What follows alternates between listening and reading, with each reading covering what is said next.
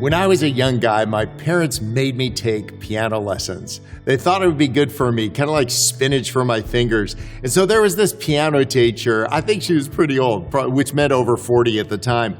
And she would come every week and she would give me these assignments to play. And every time I hit a wrong note, she'd cringe. And I just liked her face would like kind of pucker up, just like a prune.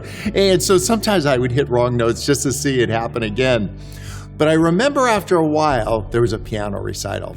And the thing about piano recitals is you need to nail it, right? There's a stage and a great big piano, audience for waiting to hear you do it. The problem was this, there was this guy named Craig, and he had the same piano teacher. And they assigned the same song to both of us. It was called Through a Lighthouse Window. And so when the day came for the big piano recital, we both showed up. And here was the intimidating thing. Greg was one of these guys that just got everything right. I mean, he could rebuild engines. He was like probably trading corn futures, and he was only 9. So Greg got out here. He was wearing a tux. He flipped his tails back behind him, sat down at the piano, and just played Through a Lighthouse Window flawlessly. He didn't make one single mistake. And when he finished and hit the last note, he raised his hands up above his head like claw fingers. And the whole audience erupted. I mean, greatness had arrived, and it was Greg.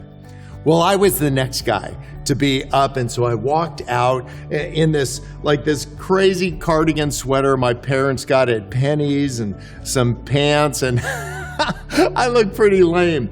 And I sat down at the piano and I looked at all the keys, and there were so many of them. I didn't know where to start. So I thought, well, I'll just start on all of them.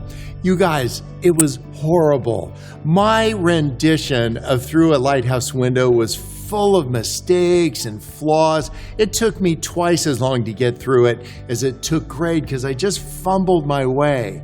And at the end, when I hit the very last note, I didn't put my claw fingers over my head. I put my head on the keys.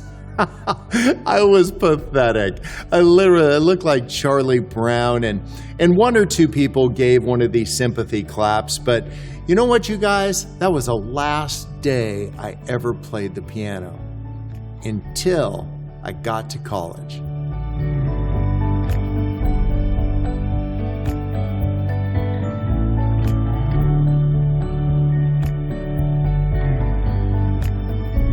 I had a dorm next to the recital hall, and I'd go by the door and look inside, and there was a huge black grand piano on the stage like this. And I would look through, and when I looked through, I remember how ashamed I was when I sat down and played it. It looked like a hearse with a bunch of keys on it.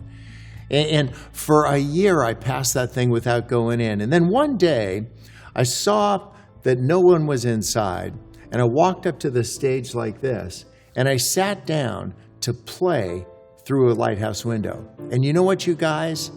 I nailed it. I didn't make one mistake. I hadn't played it in 10 years. And when I hit my last note, I raised my huge claw fingers over my head. Like I wasn't Greg, but I was Bob, and I wasn't afraid anymore. You know what? Playing it safe will steal your joy. If we over-identify with some of the mistakes that we've made, if we think our life is a recital, then we really miss some of the best parts that God built into us. If you've listened to good jazz, people just tap their foot. You get playing in the key of Jesus with your life, and there's no wrong notes. What you end up doing is you learn how to live into the life God gave you, to play your song instead of playing somebody else's song. I'll tell you, what I learned about the piano recital is this. There's a thing called finger memory. What our fingers will do is do what our mind tells it to do. And so these finger memory is these grooves that have been carved into our brain. They let our fingers go. It's why you don't need to look at your cell phone when you press a phone number. It's why you don't need to look at the keyboard when you're typing a message. And what we'll remember most is the things that we've done the most often. And I think the message of Jesus to his friends was this, to just remember him over and over and over. Make him your finger memory. One of the friends Jesus had asked him, hey, what are we supposed to do? In the book of John, he said, this is your work, to believe in the one God sent.